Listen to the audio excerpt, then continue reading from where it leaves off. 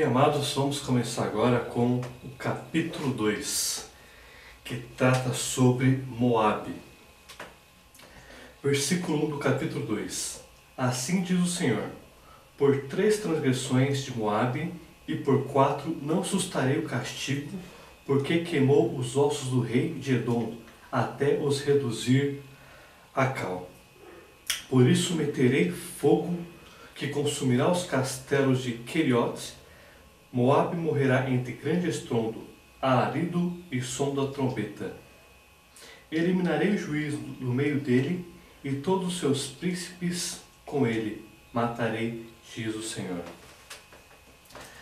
Aqui no versículo 1, a gente está vendo a repetição de novo do paralelismo numérico hebraico. Ou seja, por 3 transgressões de Moabe e por 4 não sustarei o castigo.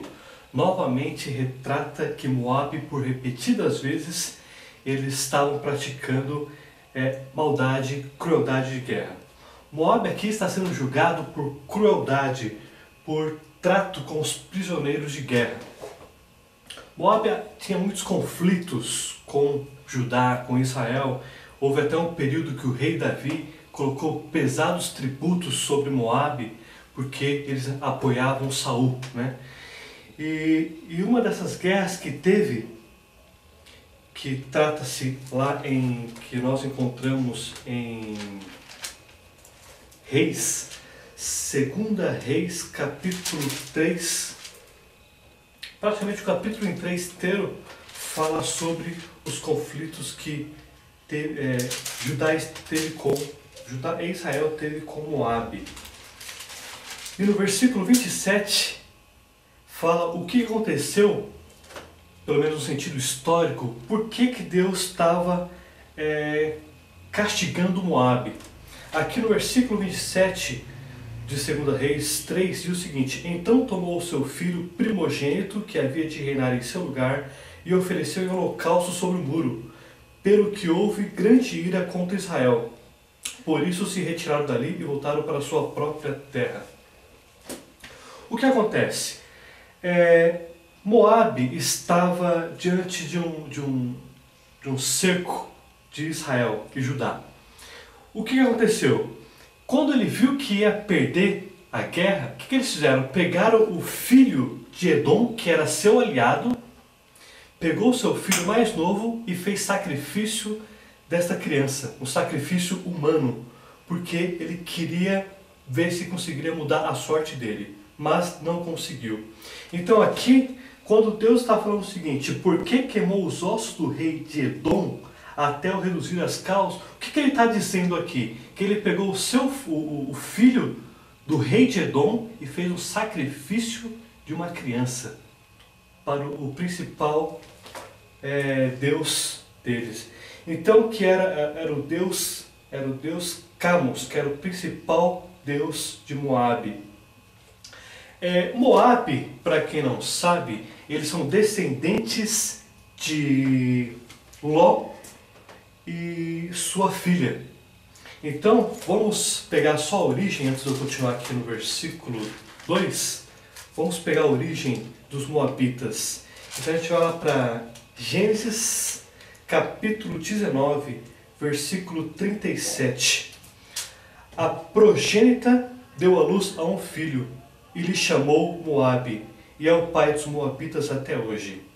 Então aqui retrata como veio a origem dos Moabitas. Nada mais é que houve aquele problema incestuoso entre Ló e sua filha, e aqui gerou o Moabe. Também teve, na questão anterior, os Amonitas, né, que foi o filho de Ló, e o Ben-Ami, que foi filho de Ló e de sua filha mais nova. Foi um outro problema de incesto. Então aqui, no versículo 2, Deus está fazendo novamente o paralelismo hebraico pela maldade que Moabe tratou o seu aliado, né? Nessa guerra que 2 Reis trata aqui, nós podemos observar que no versículo 24, porém chegando eles ao arraial de Israel, os israelitas, levantaram-se e feriram os Moabitas, os quais fugiram diante deles. entraram os israelitas na terra e também ali os feriram os moabitas. O que acontece? Os moabitas se uniram a alguns países para poder guerrear contra Judá e contra Israel. Só que nesse conflito, os próprios aliados começaram a brigar. Então Israel não teve nem muita dificuldade de atacar os moabitas, porque eles mesmos já estavam se matando entre eles. Então quando Israel chegou ao seu próprio acampamento em Israel, já viram várias pessoas mortas, sangue, então eles continuaram a perseguir os moabitas, mas praticamente era uma guerra ganha. E aí, com todos esses problemas que Moab teve, o que eles tentaram fazer? Tentaram mudar essa sorte e sacrificaram o filho do próprio aliado, o filho de Edom. E nisso, eles fizeram sacrifício, porém, aos olhos de Deus, isso não foi legal. Apesar que qualquer tipo de idolatria não é legal. O problema é que agora envolveu o sacrifício humano, que é pior ainda do que as guerras comuns, né? Mas é interessante notar, porque aqui esse problema de Moab, normalmente não é um caso isolado. Esses problemas que tratam de sacrifícios humanos é comum nos países pagãos, nos países que têm uma idolatria pesada.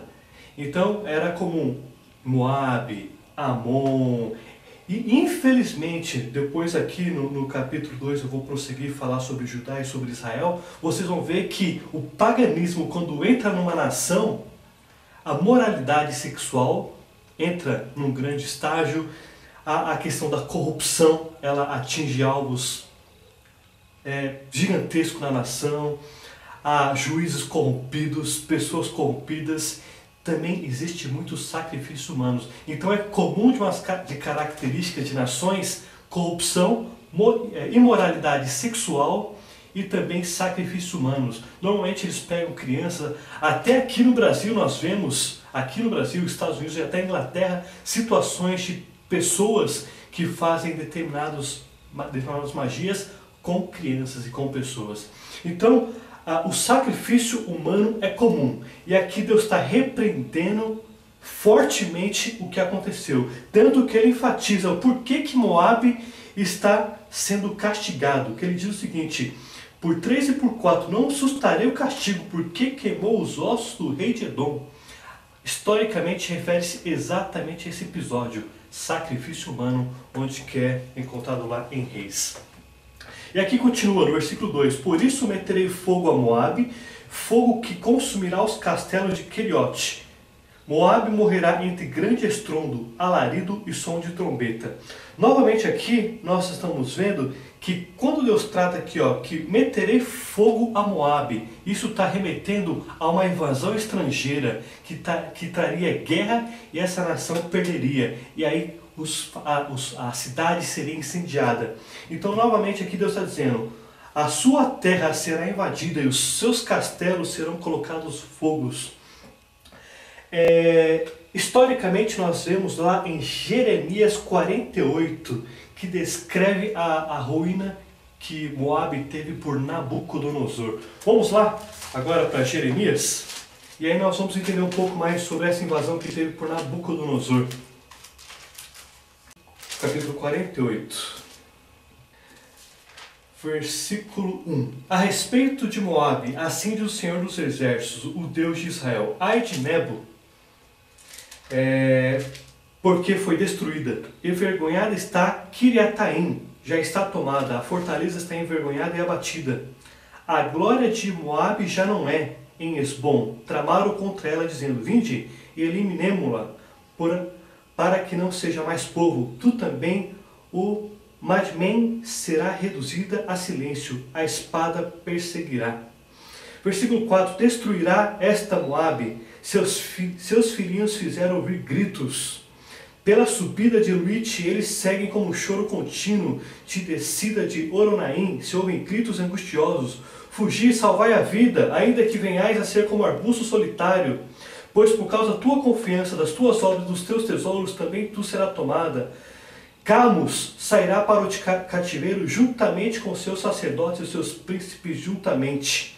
Virá o destruidor sobre cada uma das suas cidades, e nenhuma escapará, perecerá o vale, e destruirá a campina, porque o Senhor o disse. Note que no versículo 7, o profeta Jeremias está dizendo o seguinte: pois por causa da tua confiança, das tuas obras e nos teus tesouros, também tu serás tomada.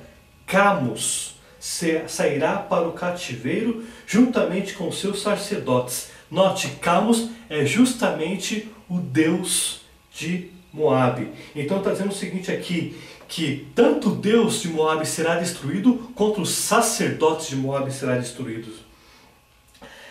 E versículo 10, maldito aquele que fizer a obra do Senhor relaxadamente, e maldito aquele que retém a sua espada do sangue.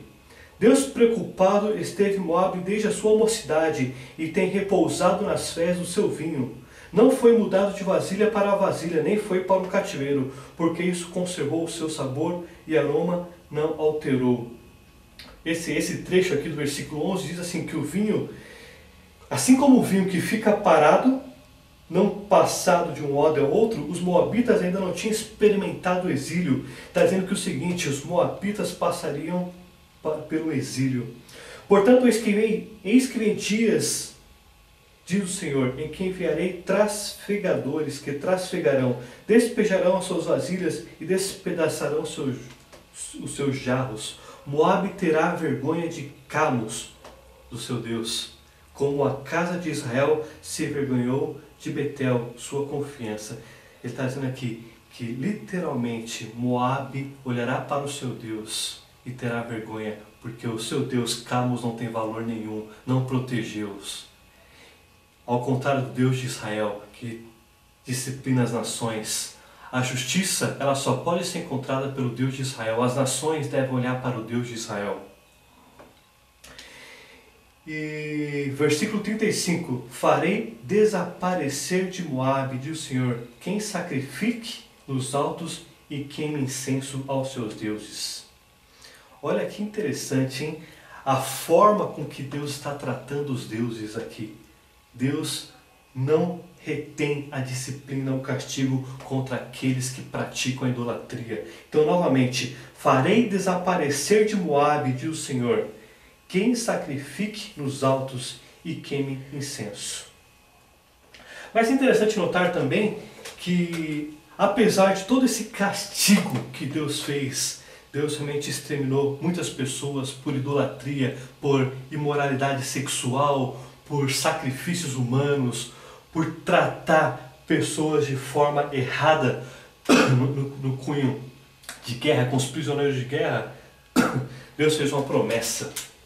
Olha a promessa, continuando em Jeremias capítulo 48, versículo 47. Contudo, mudarei a sorte de Moabe nos últimos dias, diz o Senhor. Até aqui, Deus está dizendo o seguinte, que Moabe participará do reino milenar. A Moabe restaurada, a Moabe onde haverá crentes, ela participará do reino milenar. Então, apesar de todo esse castigo por causa da imoralidade, por causa de problemas de guerra, por causa de sacrifícios humanos, por causa de idolatria, aqui mostra que Deus vai preservar a linhagem para que crentes moabitas estejam juntos no reino milenar. Então, mostra que o caráter de Deus não é simplesmente exterminar, mas mostra que o caráter de Deus é castigar as nações, disciplinar as nações para que elas sejam restauradas à boa moralidade, à boa conduta, eliminação da corrupção. Então, Moabe não é um caso diferente das outras nações. E no versículo 3, eliminarei o juiz do meio dele, e a todos os seus príncipes com ele matarei, diz o Senhor. Normalmente, assim como em Israel, os reis faziam o papel de juiz. O que ele está dizendo aqui? Que matará os juízes, matará os reis, por causa da iniquidade. Só voltando aqui no versículo 2, Moabe morrerá entre grande estrondo, alarido e som de trombeta. Isso aqui eu vejo claramente, na verdade esse é o cenário onde quando aqueles cavaleiros estão entrando para guerrear contra a nação, eles começam a fazer grande estrondo e alarido de guerra, falando vamos atacar, vamos atacar. E aqui é o cenário justamente que Nabucodonosor teve ao invadir Moabe. Então isso mostra o poder que Nabucodonosor tinha sobre Moabe, a influência, o poder de guerra, quando Moabe foi devastado por causa da idolatria, por causa do pecado de sacrifícios humanos. E por fim, Deus está dizendo aqui o seguinte, que os reis, os juízes que agiam de forma errada, eles também seriam destruídos. Então, nós vimos aqui, novamente Deus tratando sobre idolatria, Deus tratando sobre sacrifícios humanos, Deus tratando aqui sobre prisioneiros de guerra. Então Moabe foi mais um exemplo do castigo de Deus sobre as nações.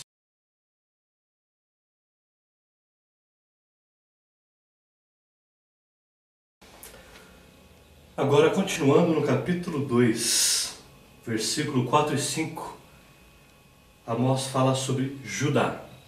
Então, vamos lá, versículo 4.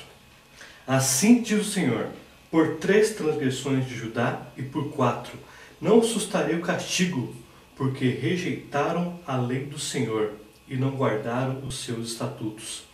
Antes as suas próprias mentiras os enganaram e após elas andaram seus pais. Por isso meterei fogo a Judá, fogo que consumirá os castelos de Jerusalém. É importante compreendermos aqui que, diferente das outras nações, as nações gentílicas, agora vamos começar a falar sobre Judá e Israel. Judá e Israel estavam debaixo da lei mosaica, a lei de Moisés. Então, a forma com que Deus trata aqui é uma forma diferenciada, é uma forma mais específica. Por quê? Porque foram nações separadas por Deus para que eles fossem o instrumento de Deus, o exemplo do caráter de Deus perante as nações. Mas eles começaram aqui a praticar as mesmas coisas que as nações faziam. Então o peso se torna maior. Vamos entender aqui o que diz a palavra rejeitar no hebraico. A palavra rejeitar no hebraico quer dizer repugnante. Então eles repugnaram a lei do Senhor. Vamos ver o que significa guardar. Guardar no hebraico é chamar, que quer dizer vigiar, guardar, ou seja, vigiar com atenção os estatutos do Senhor.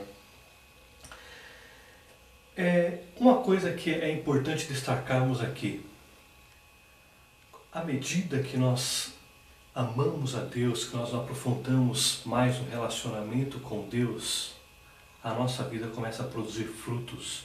Nós começamos a amar mais nosso próximo, nós começamos a estar mais atentos às necessidades do nosso próximo.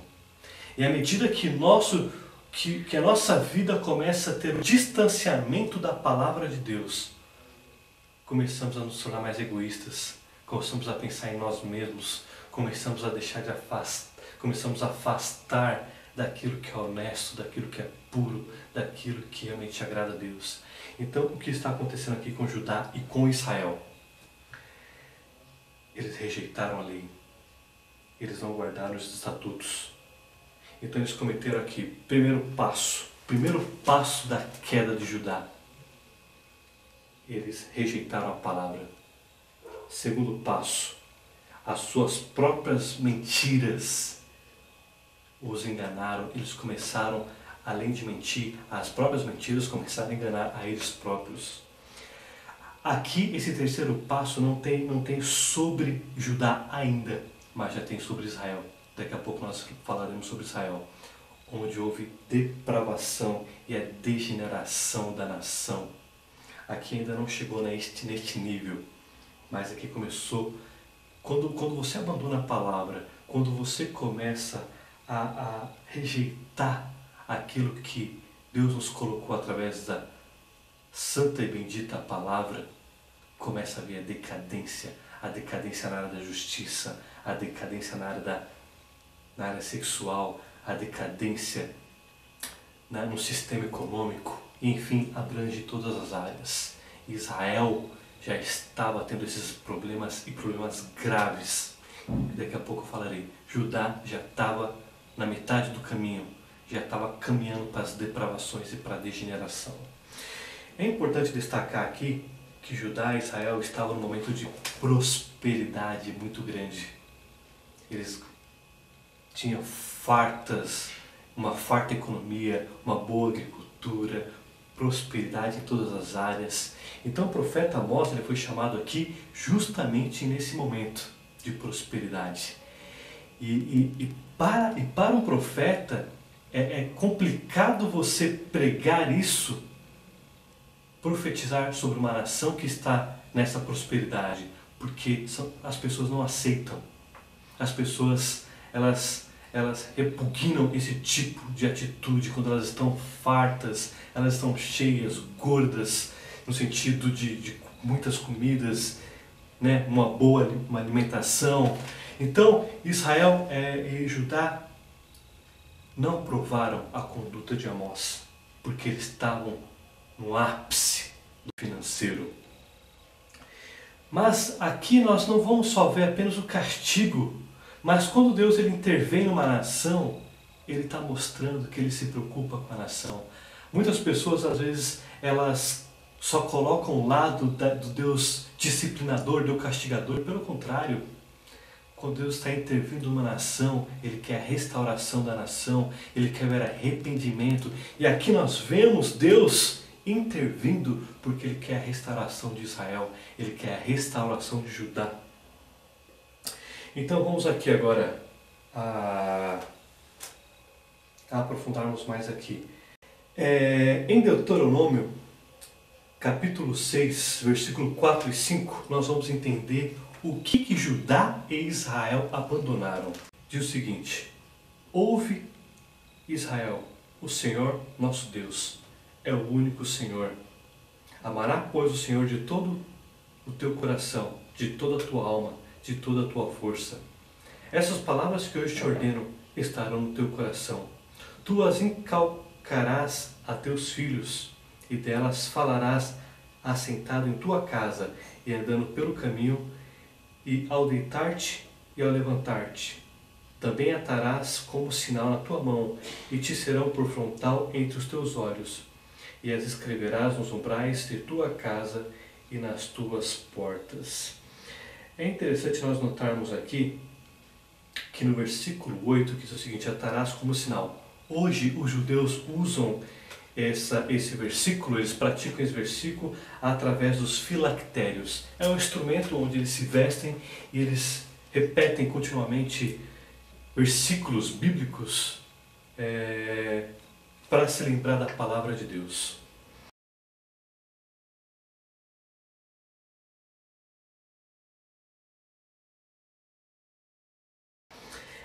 Também esse trecho que eu li aqui agora é o que é chamado o Shema, que significa no hebraico ouve, ó Israel. Então aqui, inclusive, isso aqui é colocado em um pequeno pergaminho dentro de um mezuzá, onde é encontrado nas laterais das portas de casas judias, para que toda vez que eles passarem, eles lembrem do Senhor Deus de Israel.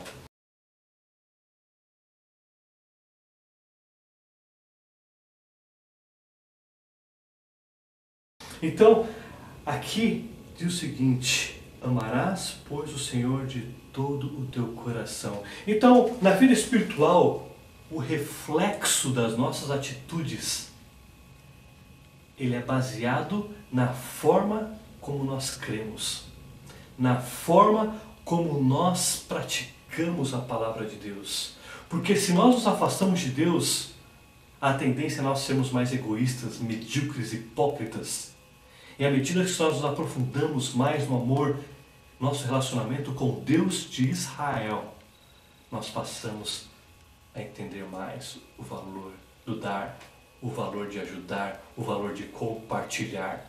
E por que eu estou falando aqui de Deuteronômio? Porque é justamente isso que Judá e Israel se afastaram. Aqui nos remete quando ele fala aqui o seguinte: não guardaram os seus estatutos e rejeitaram a lei. Deuteronômio. E eu vou ainda aprofundar mais agora em Levíticos, que diz o seguinte. Vamos aqui em Levíticos.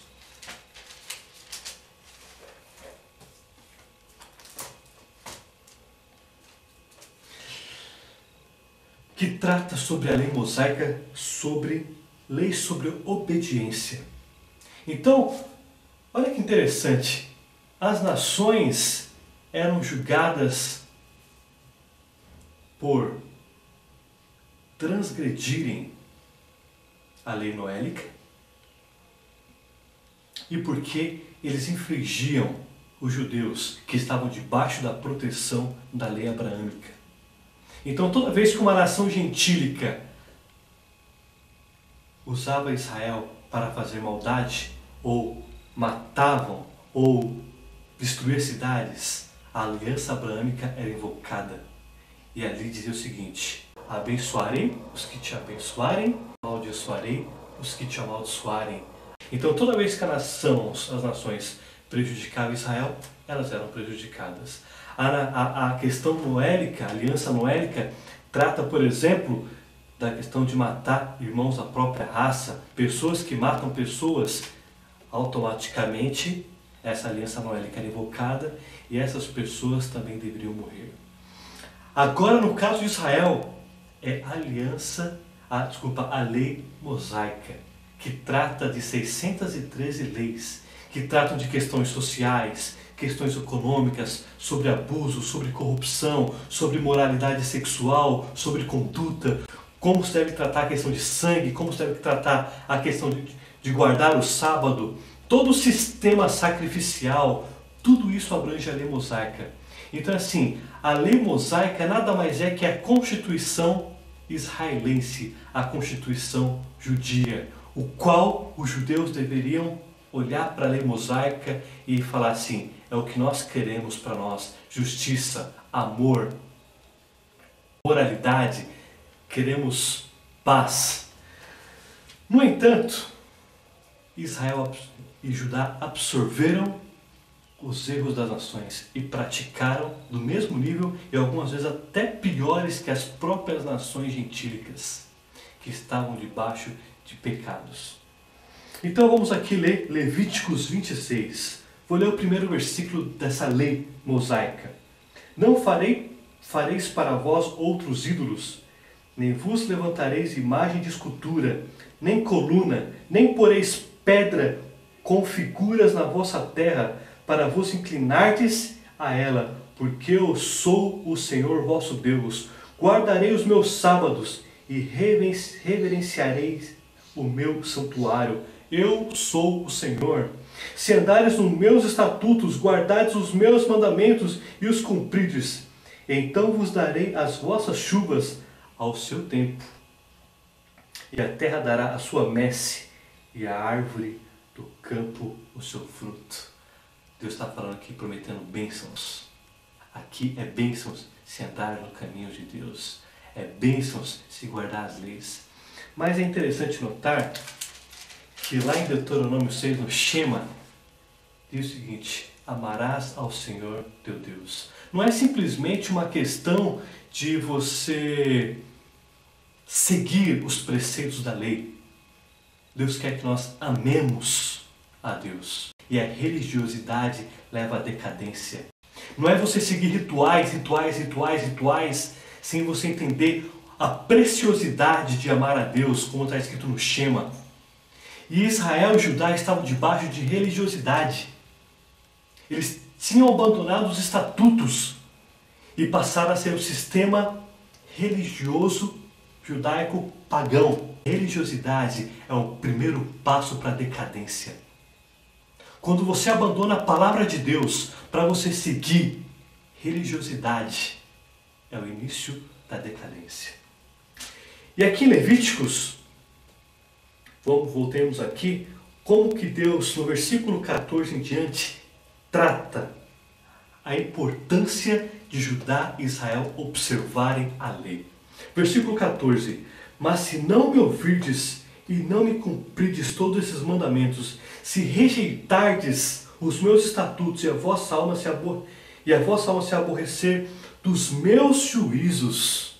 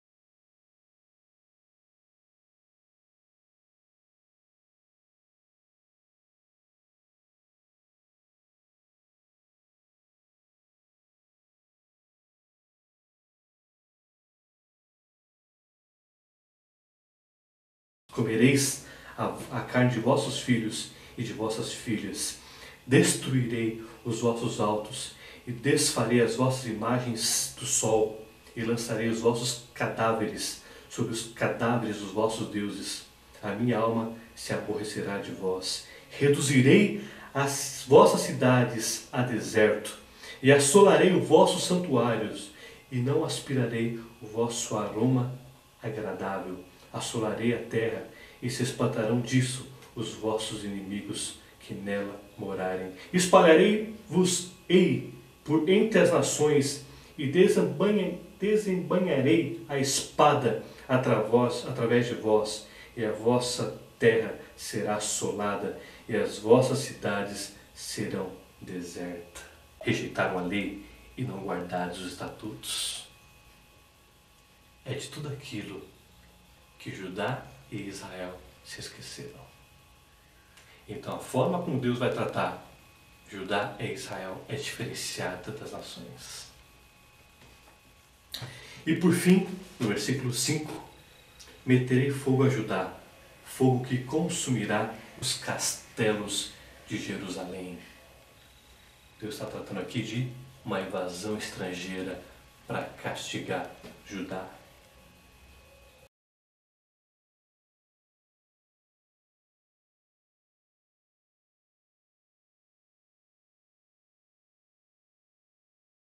Amados, antes de prosseguir no capítulo 2 para falarmos sobre Judá e Israel, eu vou aqui apresentar algumas informações a respeito do porquê que havia duas divisões de nações entre os judeus. Entre Judá, uma nação, e Israel, outra nação. Eu vou explicar como ocorreu isso para que você possa compreender que Deus trata as duas nações de forma diferenciadas uma da outra. No entanto, no que concerne à lei, Deus trata de forma igualitária.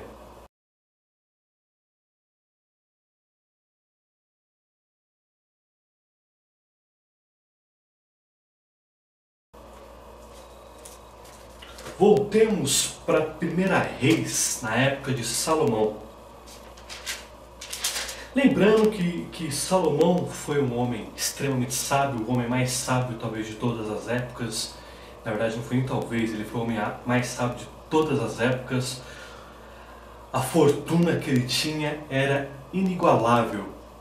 Talvez uma fortuna que hoje ainda seria algo impossível para muitas nações e muitos reinos. Para você ter uma ideia, olha aqui, 1 Reis, capítulo 10, versículo 23. Assim o rei Salomão excedeu a todos os reis do mundo, tanto em riqueza como em sabedoria. Todo mundo procurava ir ter com ele, para ouvir-lhe a sabedoria que Deus lhe pusera no coração.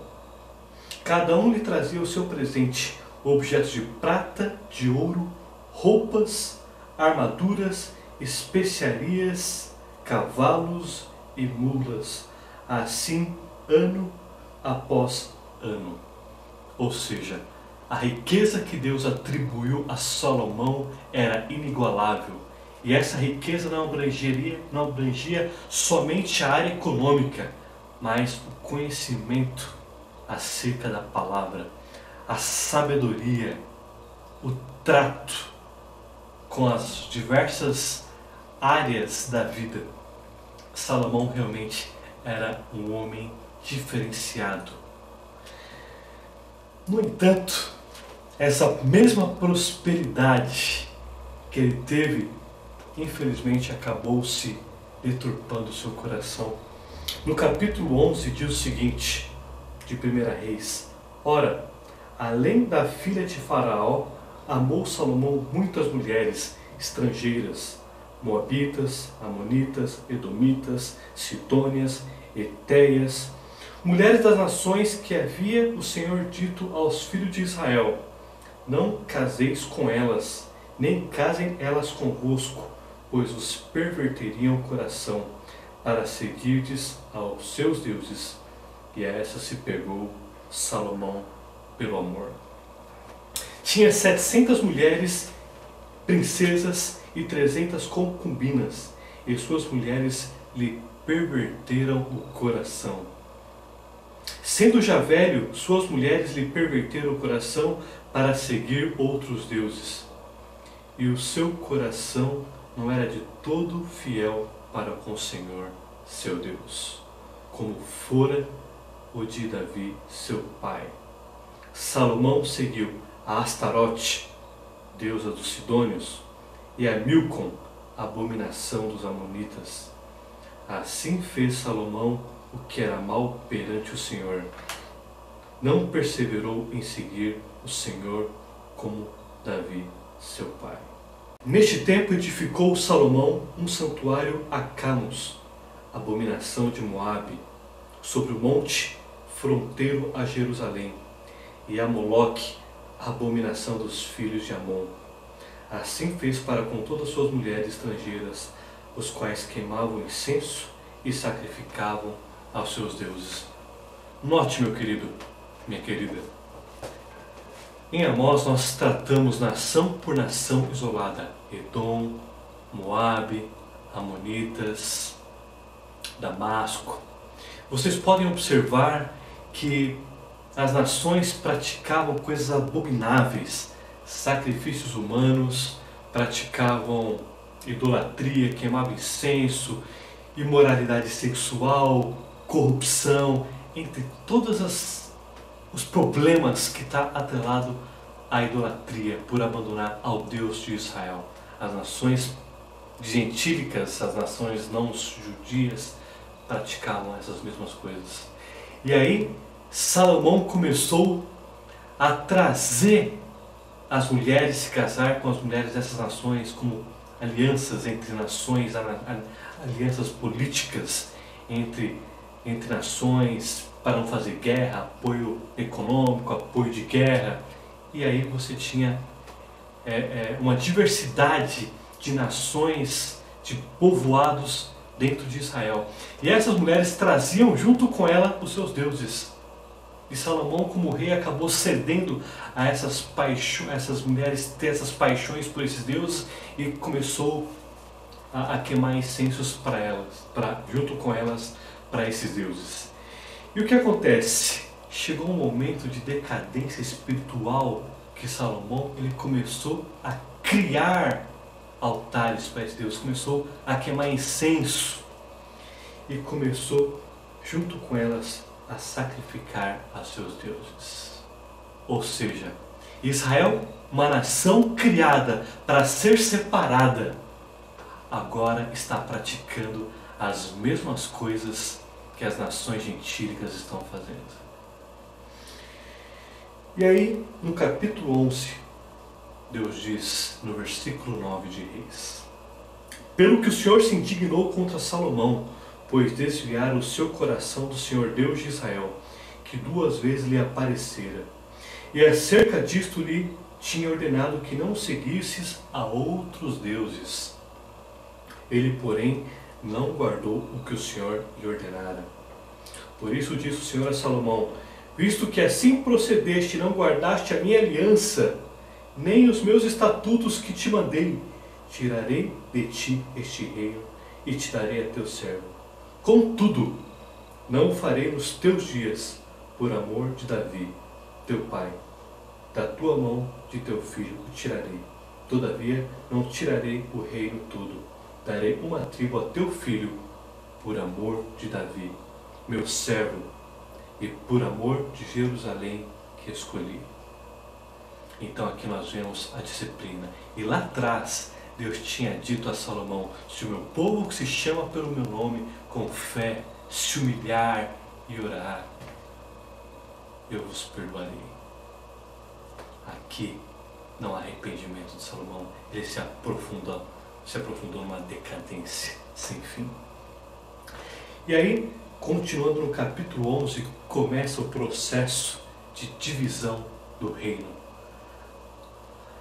Note que em Deuteronômio Deus diz que Deus não faz acepção de pessoas. Deus tratou as nações gentílicas com mão forte, praticando a justiça, procurando tirar a idolatria, a crueldade de guerra, a crueldade idolátrica. Não sei se existe essa palavra, mas acabei de aplicar aqui, no sentido que o culto pagão trazia crueldades perante a sociedade, corrupção. E agora Deus está fazendo a mesma coisa com a nação que Ele escolheu para que fosse o exemplo do caráter, do amor e da justiça. Deus vai agora usar da mesma forma e mais pesado para com Judá e para com Israel. Então aqui note, debaixo de Salomão havia os 11 reinos. Deus vai dividir agora as nações, os reinos de Salomão. Então no versículo 29 diz o seguinte: sucedeu nesse tempo que, saindo Jeroboão de Jerusalém, o encontrou o profeta Aías, o silonita, no caminho, e este se tinha vestido de uma capa nova, e estavam sós os dois no campo.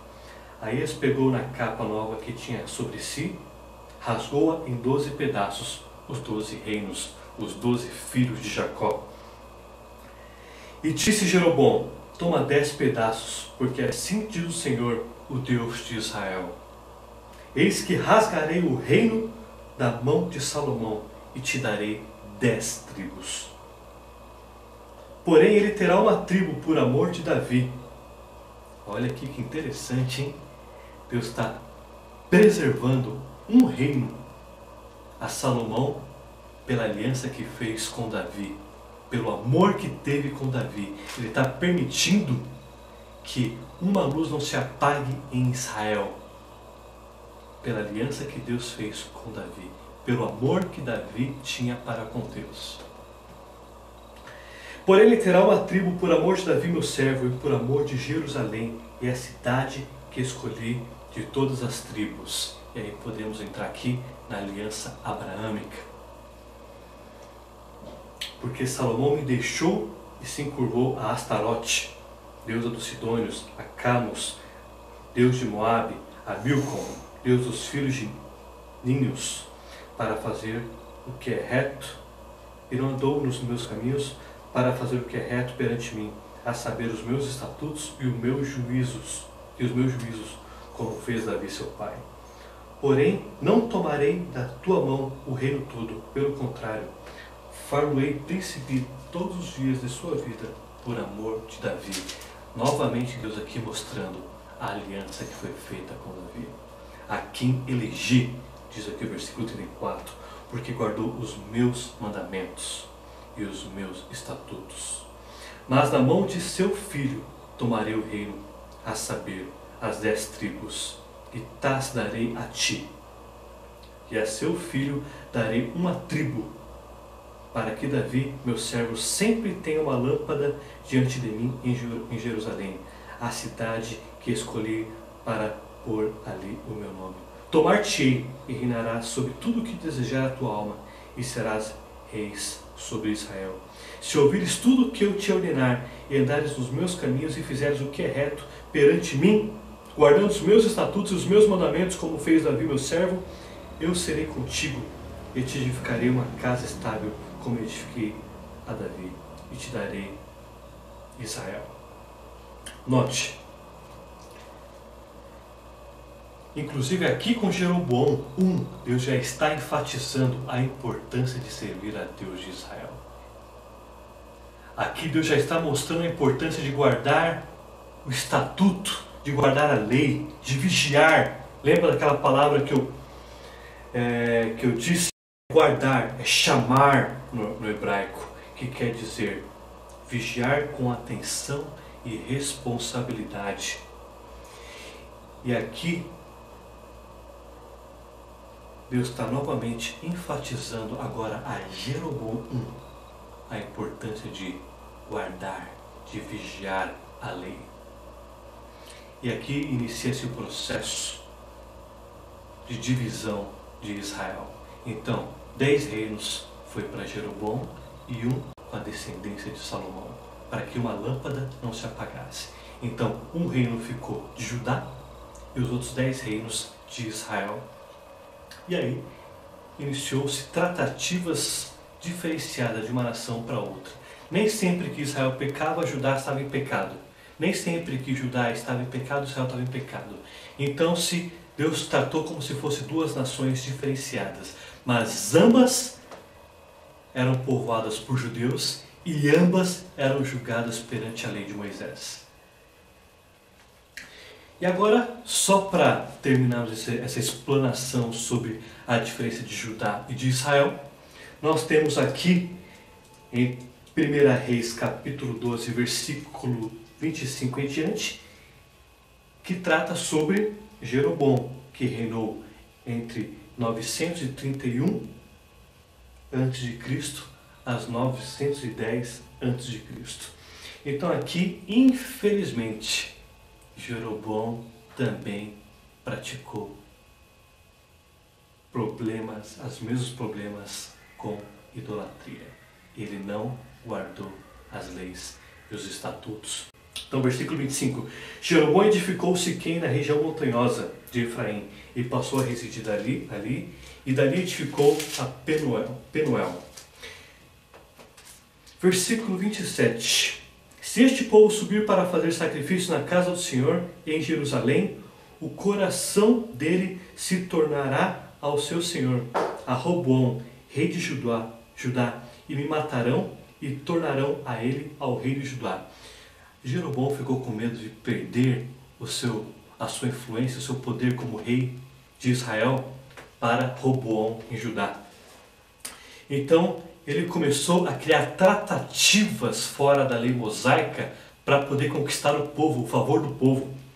E aí, pelo que o rei, no versículo 28 diz, tomado de conselhos, fez 2 bezerros de ouro e disse ao povo, basta de subirdes a Jerusalém, vês aqui teus deuses, ó Israel, que te fizeram subir da terra do Egito, pôs um em Betel e outro em Dan. Olha o tipo de conselheiros que Jeroboão tinha ao seu lado. Aqui denota o cuidado que devemos ter com o tipo de conselhos que recebemos de pessoas que não temem o Deus de Israel. E aqui ele fez de uma forma estratégica esses 2 bezerros. Ele colocou justamente no caminho que se seguia para Betel, na estrada para Jerusalém, cerca de 18 quilômetros ao norte da capital, e o outro em Dan, no extremo norte do reino. Justamente quando o povo ia para Jerusalém, ele colocou imagens ali, justamente nos trajetos, para que o povo não precisasse ir até Judá, para que acabasse recebendo influências de Roboão e dividisse o seu reino e levasse ele à morte para que fosse assassinado e Roboão assumisse todo o reino. Mas olha o que o profeta Aias disse lá atrás, hein? Se cumprisse os mandamentos, se cumprisse os estatutos, Deus faria mais coisas, tantas coisas como fez ao rei Davi. Mas ele preferiu fazer o que era mal. Ele preferiu conquistar o favor do povo. E ele ainda se aprofundou mais ainda. No versículo 31, Jeroboão fez também santuários nos altos, e dentre o povo constituiu sacerdotes que não eram os filhos de Levi.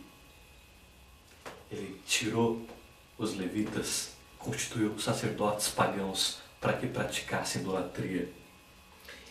E no versículo 38 fez uma festa no 8º mês, no dia 15º do mês, igual a festa que se fazia em Judá, e sacrificou no altar, semelhantemente fez em Betel. Oferiu seus sacrifícios aos bezerros que fizera.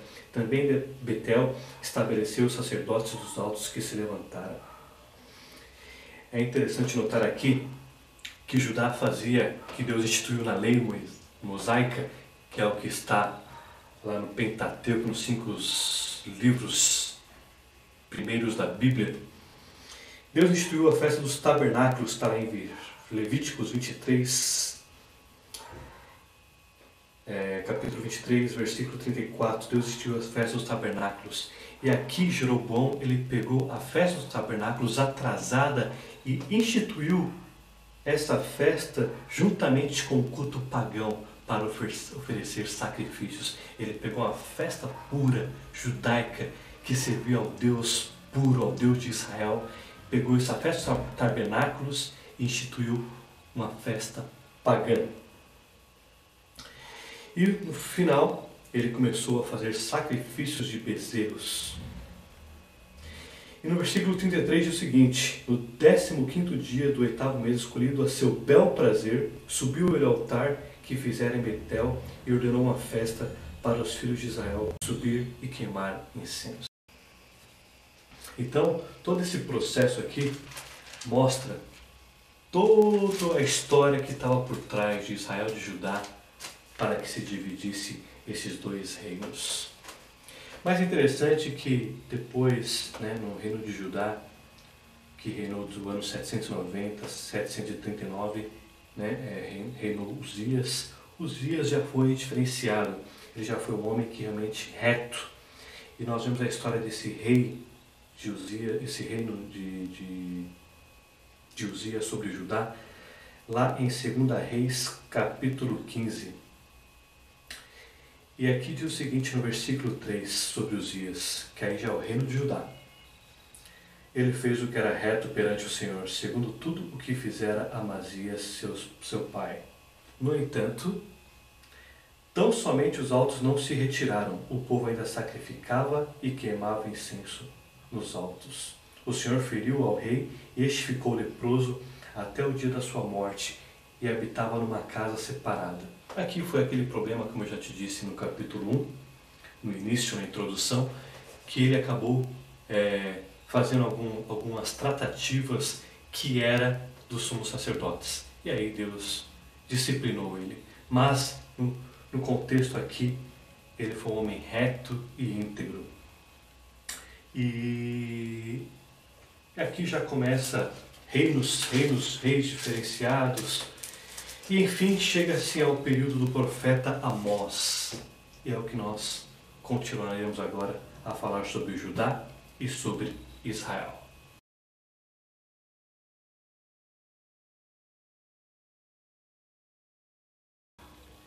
Vou ler todo do versículo 6 ao versículo 16, depois vou passar explicando versículo por versículo.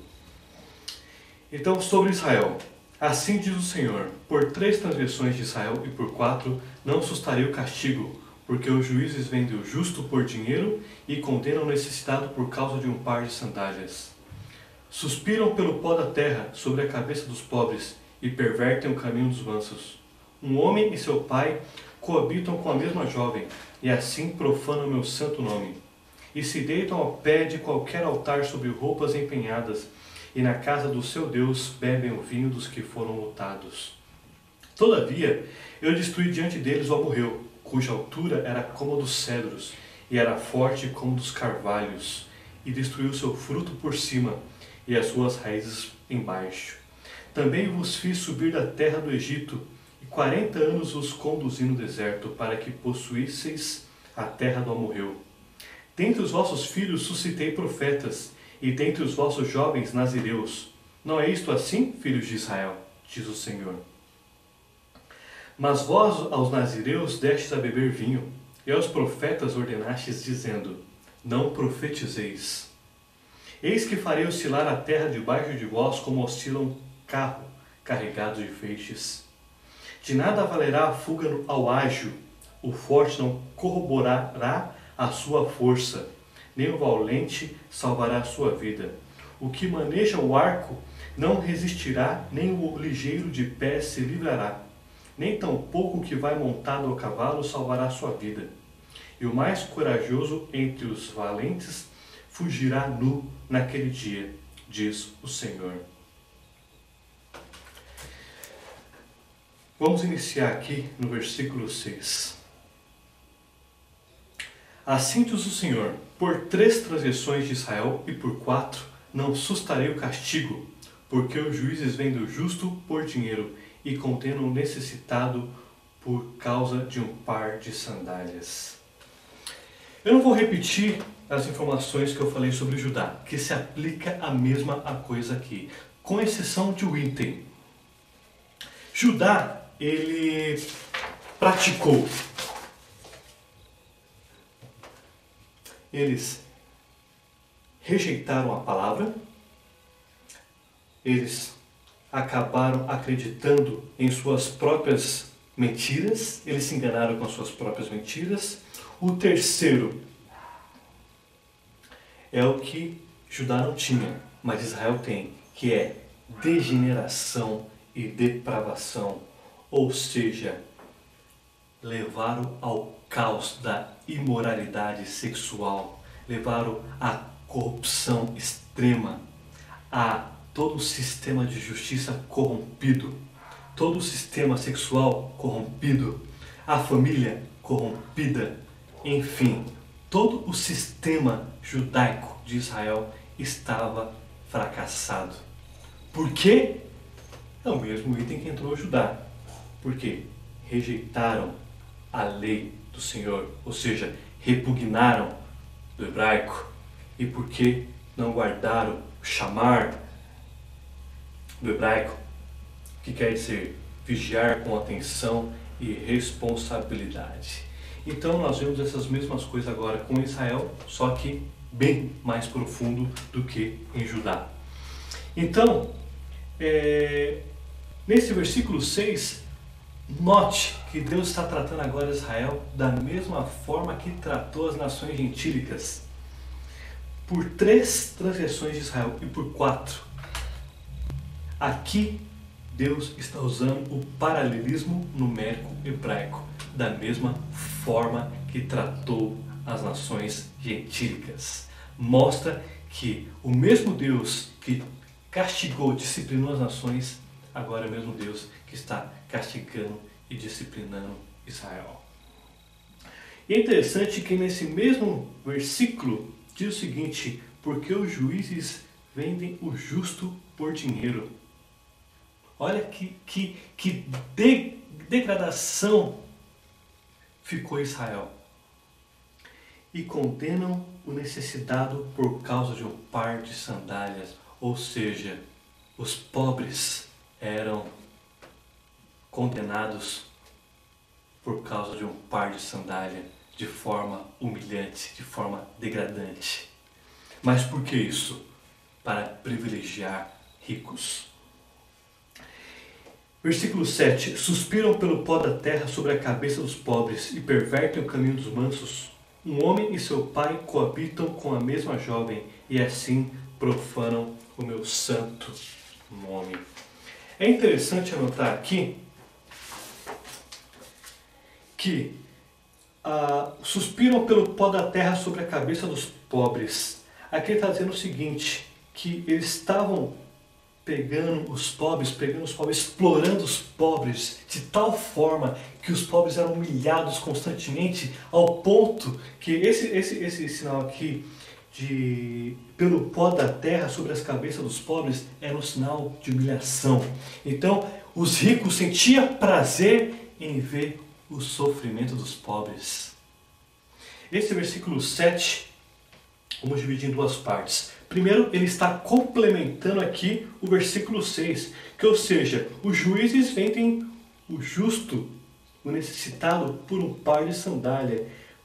Porque e os ricos, eles sentem prazer em ver o sofrimento do pobre, em explorar o pobre. Então nós estamos vendo aqui uma opressão, nós estamos vendo aqui um problema na área da justiça, ou seja, está tendo injustiça na área da justiça. E agora no versículo 7, nós temos um outro problema, que agora a decadência da família, a imoralidade sexual. Um homem e seu pai coabitam com a mesma jovem e assim profanam o meu santo nome. Aqui, eles estão infringindo aqui na imoralidade, os vícios e sexo. É importante notar que todo o culto pagão era acompanhado de problemas na área sexuais, era orgias sexuais, era inúmeros formatos de imoralidade sexual, era culto com orgias sexuais, tinha prostitutas cultuais, elas ficavam no templo e aí pessoas iam até lá, faziam sexo com elas e elas adoravam os outros deuses. Então Israel absorveu isso das nações gentílicas e colocou em Israel. E aí chegou ao ponto, coabitar é se relacionar sexualmente. E aqui o pai e o filho se relacionando sexualmente com a mesma mulher, que provavelmente neste caso aqui era uma prostituta cultual. Por quê? E se deitam ao pé de qualquer altar. Mais um pedaço, nós vamos dividir agora o versículo 8. Sobre roupas empenhadas, né? É um outro item que nós vamos falar aqui agora. Então, ou seja, a família estava numa decadência inimaginável. Versículo 8. Versículo 8. Roupas empenhadas. Em Êxodos 22,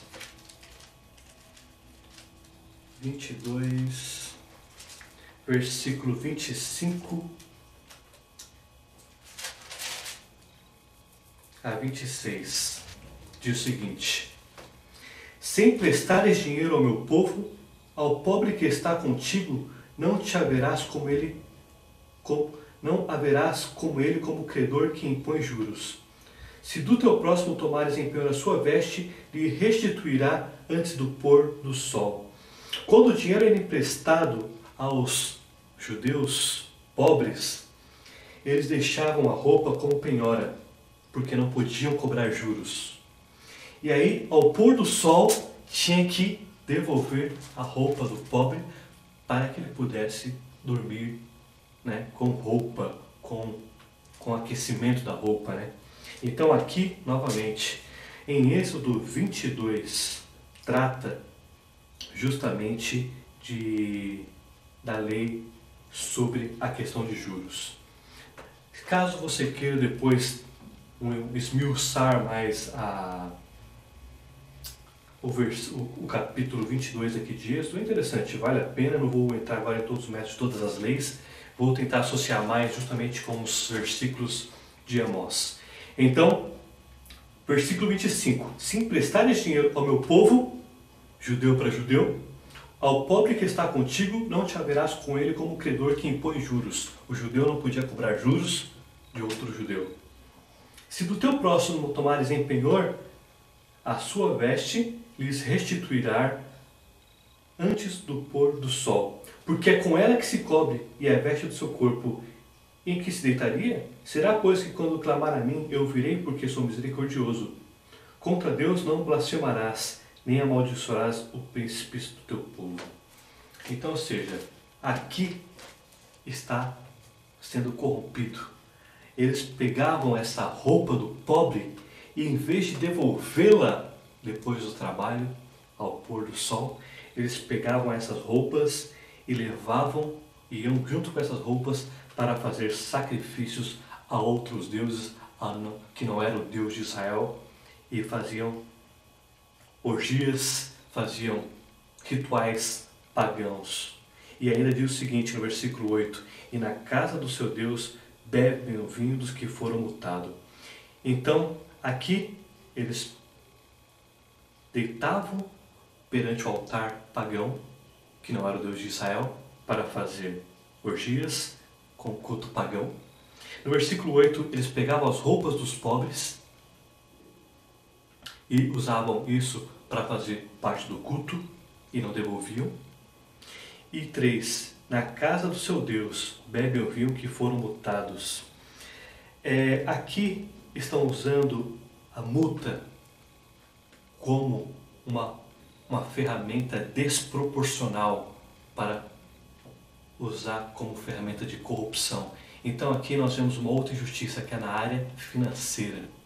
Então eles usavam multas e multas para poder cometer injustiças.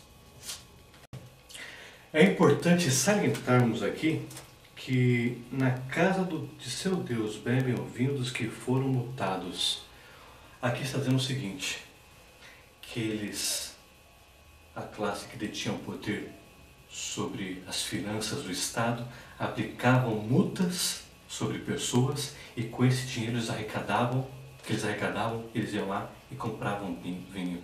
E ainda usavam vinho para se embebedar e ainda para cultuar os deuses pagãos. Então, aqui é uma decadência na área estatal, na área financeira.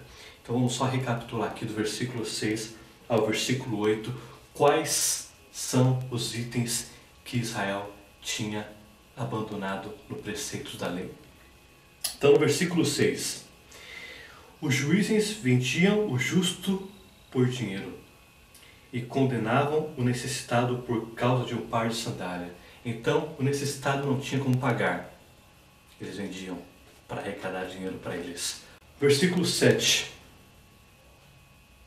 a decadência familiar, decadência moral, pai e filho se relacionando sexualmente com a mesma mulher e ainda praticavam idolatria com os deuses das outras nações. No versículo 8, pegava a roupa dos pobres que deveriam devolver à noite, pegavam essas roupas, levavam para eles usarem com as prostitutas cultuais e se relacionar com elas ao culto pagão.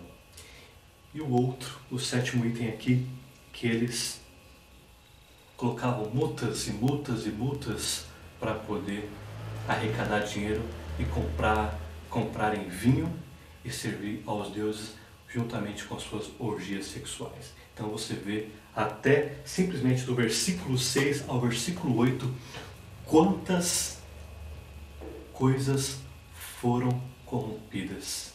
Mas por quê? Abandonaram a lei, abandonaram os estatutos, abandonaram o amor a Deus. E consequentemente, como disse a Judá, abandonou a Deus, abandonou ao próximo. Você não sente mais amor pelo teu próximo. Então aqui estamos vendo um quadro de apostasia. Aqui nós vemos todo um sistema religioso seguindo, bonito ali no templo, né? Toda aquela máscara de hipocrisia, mediocridade, dizendo que servem a Deus, mas no dia a dia estavam totalmente afastados. A apostasia, a religiosidade, a falsa religiosidade é o início da decadência. Deus não ensina religiosidade, Deus ensina a servir a tua palavra, ame a tua palavra. Escondi a tua palavra no meu coração para não pecar contra ti. Agora no versículo 9. Todavia eu destruí diante deles o amorreu, cuja altura era como a dos cedros, e que era forte como os carvalhos, e destruiu o seu fruto por cima e as suas raízes por baixo. Os amorreus eram os habitantes de Canaã, quando os judeus saíram do deserto, e aí lutaram contra os amorreus e possuíram a terra, o qual Deus deu aos judeus. E aqui Deus está dizendo o seguinte, agora Deus começa a relembrá-los do que Deus fez por Israel. Porque Israel neste momento estava usando de prosperidade. E o Amós foi levantado para profetizar sobre Judá e sobre Israel no momento de prosperidade. E é exatamente nesse momento que os judeus vão começar a se sentir incomodados pelo tipo de profecia. E aqui Deus começa a lembrar os judeus todo o passado.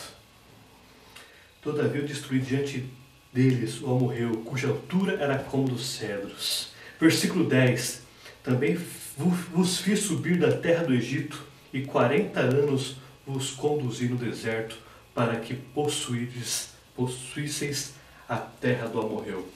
Só para nós relembrarmos um pouco dos amorreus, para que você depois releia isso, está em Gênesis 15, versículo 13 e 14. Deus está falando com Abraão, a aliança abraâmica.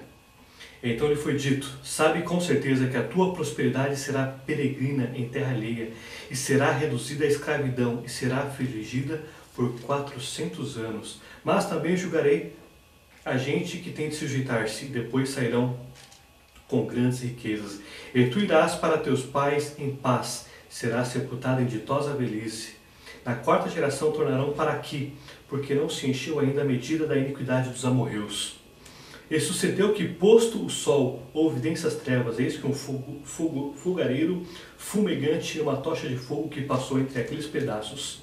Naquele mesmo dia, o Senhor fez uma aliança com Abrão, dizendo: a tua descendência dei esta terra, desde o rio do Egito até o grande Eufrates, o Queneu, o Quenezeu, o Cadmoneu, o Eteu, o Ferezeu, o Refaíns, o Amorreu, que nós estamos falando em Amós, o Cananeu, o Gigazeu e o Jebuseu. 40 anos os conduzi no deserto, para que possuídes a terra do Amorreu, a terra que Deus já tinha prometido a Abraão, tinha se cumprido na aliança abraâmica.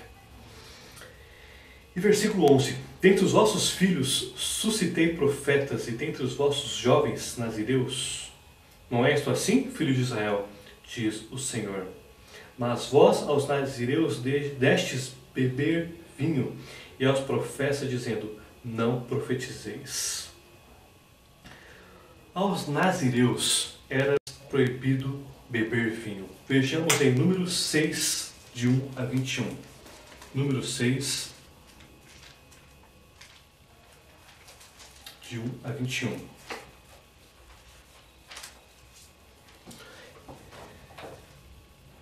Diz o Senhor a Moisés, no versículo 1 do capítulo 6. Fala aos filhos de Israel, diz-lhes: quando alguém, seja homem, seja mulher, fizer voto especial, o voto de Nazireu, a fim de consagrar-se para o Senhor, abster-se-á de vinho e de bebida forte.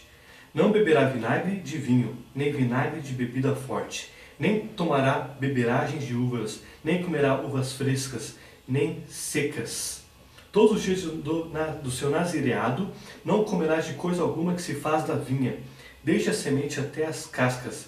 Todos os dias dos seus votos de nazireado não passará navalha pela cabeça, até que se cumpram os dias pelos quais se consagrou ao Senhor. Santo será, deixando crescer livremente a cabeleira. Todos os dias de sua consagração para o Senhor não se aproximará de nenhum cadáver. Por seu pai ou por sua mãe, por seu irmão ou por sua irmã, por eles não se contaminará quando morrerem, porquanto o nazireado do seu Deus está sobre a sua cabeça. Por todos os dias do seu nazireado, santo será o Senhor. Se alguém vier a morrer junto a ele subitamente e contaminar a cabeça do seu nazireado, rapará a cabeça no dia da sua purificação, ao 7º dia rapará. Então aqui nós vemos em número 6 o que é o nazireu, como que ele deveria se comportar. Pode ver que ele tinha que se abster de cadáveres, tinha que realmente se abster de tudo aquilo que contaminava, tinha que se abster de bebidas, do vinho, tinha que se abster-se daquilo que procedesse da vinha. E aqui, isso era voto que a pessoa fazia por livre e espontânea vontade perante Deus. E aqui Deus está dizendo que nesse dia que ele era separado como nazireu, ele era santo e separado. E aqui no versículo 11 e 12, os nazireus foram corrompidos a fazer exatamente ao contrário do que a lei mosaica dizia para ser feito. Então, no versículo 10, também você subiu da terra do Egito, 40 anos, desculpa, 10, 11, dentre os vossos filhos suscitei profetas, e dentre os vossos jovens nazireus. Não é assim, diz o Senhor? Mas vós, aos nazireus, destes a beber vinho. Então aqui nós vemos uma violação direta, mais uma violação direta. E agora, por fim, eles estavam ordenando aos profetas a não profetizarem. É interessante que o papel do profeta, apesar dos judeus, quando o profeta ia às cidades, entrava em certas aldeias, os judeus associavam aos profetas como alguém que traria castigo, maldição perante aquela sociedade ou perante aquela nação. Mas o profeta tem um papel fundamental de trazer o povo ao arrependimento, a buscar a lei novamente, ao arrependimento, ao amor a Deus. Ame ao teu Deus de todo o coração, de toda a tua alma. O profeta tinha esse papel, trazer a nação ao arrependimento. E o que eles estão dizendo aqui? Estão calando os profetas. Por quê? Porque eles não queriam se corrigir. Eles não queriam ouvir o que Deus tinha a falar às nações. Eles não queriam ouvir o que Deus tinha a falar sobre as corrupções na tributação, sobre as corrupções no Estado, sobre a corrupção na justiça, sobre a idolatria, sobre a imoralidade sexual, sobre a decadência familiar. Eles não queriam ouvir. Então, eles calaram os profetas. E podemos até voltar agora à importância do profeta, que é lá em Êxodo, se não me engano, em Êxodo 4,15, quando Deus disse a Moisés: Tu, pois, me falarás e porás na boca as palavras que eu serei com a tua boca e com a dele, e vos ensinarei o que deves fazer. E ele falará por ti ao povo, e te será por boca, e tu lhe serás por Deus. A importância do profeta perante a nação de Israel, ela foi tirada por causa da decadência na vida espiritual, porque abandonaram a lei de Deus, a lei mosaica.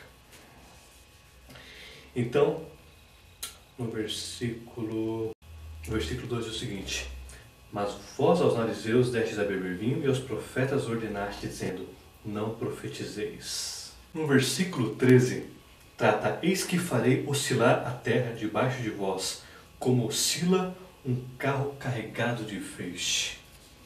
Aqui Deus está dizendo o seguinte, que a terra seria abalada. Lembra quando eu disse na introdução que o livro de Amós é um dos livros que mais trata de terremoto? É Deus falando através dos eventos da natureza ao povo. Então a palavra utilizada aqui no hebraico, que é oscilar, é crush, que é balançar ou agitar. Deus está empregando essa mesma palavra aqui no versículo 13. E aí ele compara esse balanço como um carro de boi carregado de feixes, que oscila de um lado para o outro, de um lado para o outro. É essa aplicação que Deus está colocando aqui no versículo 13. Eis que farei oscilar a terra debaixo de vós, como oscila um carro carregado de feixe, que é o crush, que é balançar ou agitar. Versículo 14. De nada valerá a fuga ao ágil, o forte não corroborará a sua força, nem o valente salvará a sua vida. Aqui Deus começa a dizer que não terá como o povo resistir a esse castigo. Nem a resistência militar, nem a resistência civil inibirá do povo sofrer as penalidades de transgredirem a lei de Moisés. Então vamos ver alguns eventos que acontecerá aqui. No versículo 14 diz o seguinte, que o rápido que corre agilmente em corrida não adiantará, ele não vai conseguir correr. O forte nas lutas, que luta contra os povos nas guerras, não vai conseguir vencer. O valente de guerra não vai adiantar nada, porque não vai conseguir escapar de salvar da sua vida. No versículo 15, o que maneja o arco não resistirá, nem o ligeiro de pé se livrará, nem tampouco o que vai montado a cavalo salvará a sua vida. Aqui no versículo 15 diz o seguinte, a artilharia, o cara que manja o arco, não resistirá ao inimigo, morrerá. A infantaria, que é o ligeiro dos pés, não resistirá ao inimigo. E a cavalaria também não poderá resistir ao inimigo. Versículo 14 e o versículo 15 está dizendo o seguinte, não adianta, não haverá resistência, porque eu castigarei e nada vai poder impedir de vocês sofrerem isso. Nem o mais intelectual, nem do mais forte, nem dos mais ágeis nas armas de guerra vai conseguir escapar. E enfim, o versículo 16. E o mais corajoso entre os valentes fugirá nu naquele dia, diz o Senhor. A situação será tão aflitiva, será tão perturbadora, que até o mais corajoso do povo fugirá nu para não ser pego. Ele não vai ter tempo de colocar as suas roupas, ele vai fugir. Valente vai correndo para não ser pego. Esse é o contexto do versículo 16.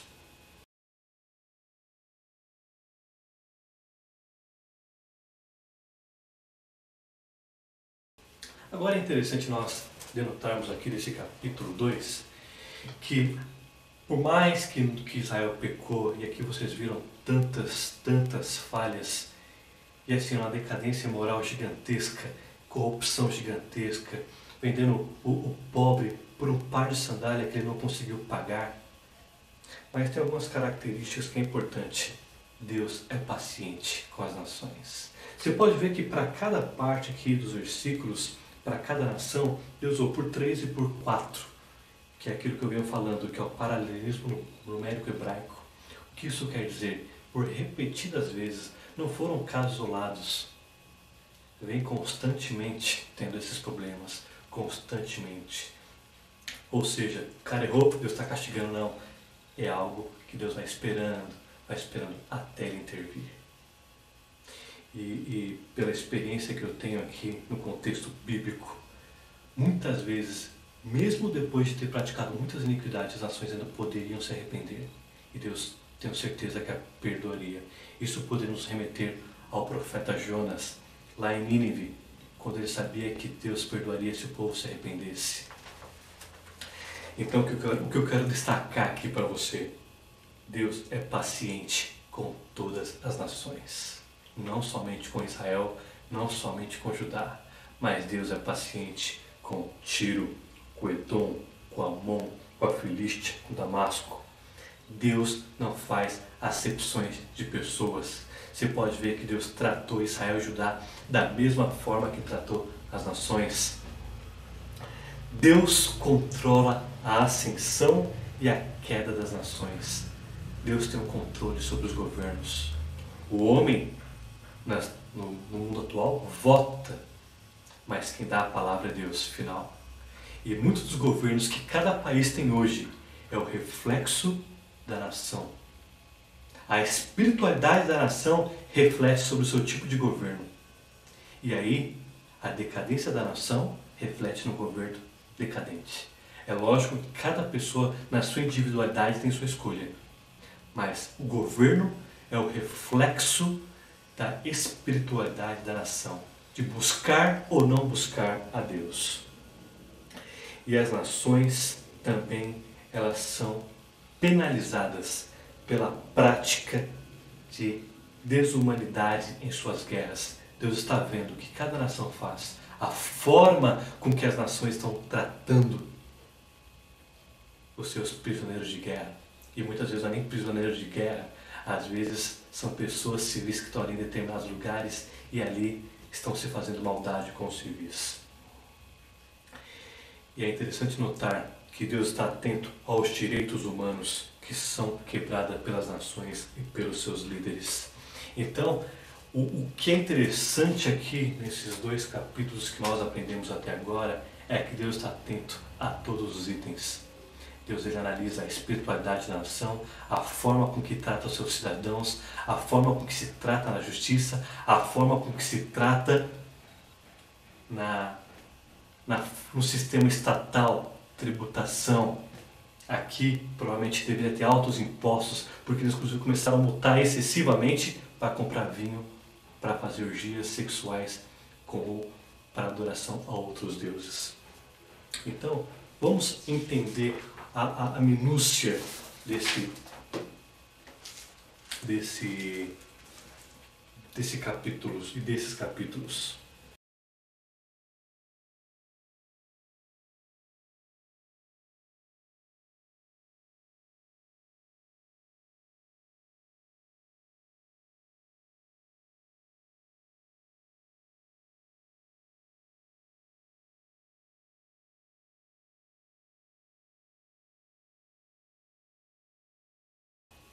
Aqui nós estamos vendo que virou um sistema apóstata, onde tornou-se emprego. E aqui as pessoas começaram a usar a falsa religião, a apostasia, para ganhar proveitos próprios. E para finalizarmos esse capítulo 2, vou só retratar alguns aqui terremotos que teve na história, apenas alguns, mas hoje em dia é tão comum nas nações. No Brasil está tendo terremotos, Indonésia, Japão. Então eu vou falar alguns terremotos que teve na história, só para você ver como reflexão. No ano 31, teve Querã. Em Chipre, em 370, Megido, em 1130 e 1000 a.C. Teve na Terra Santa em 1400, 1850, 1020, 760, 31 a.C., 749, 1202, em Petra em 360, em Bet-Shean 750. Então aqui você vê Deus sempre atuando com eventos da natureza sobre a nação. Deus chamando o povo ao arrependimento através de eventos da natureza. E à medida que o povo endurece o coração, mais Deus opera através dos eventos da natureza.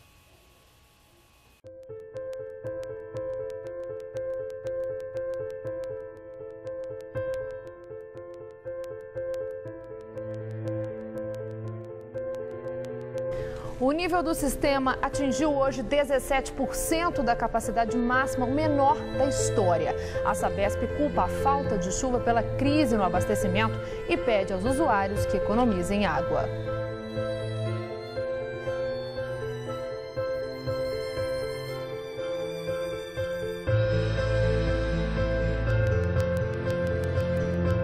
Subiu para mais de 7.200 o número de pessoas atingidas pela chuva no Rio Grande do Sul.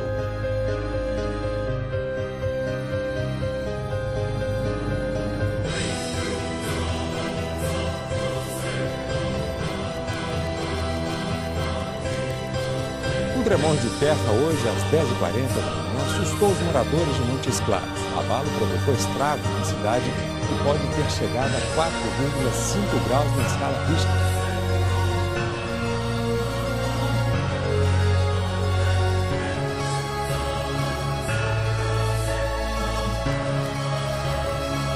Can't make their way. We were trying to get there to film pictures of the devastation.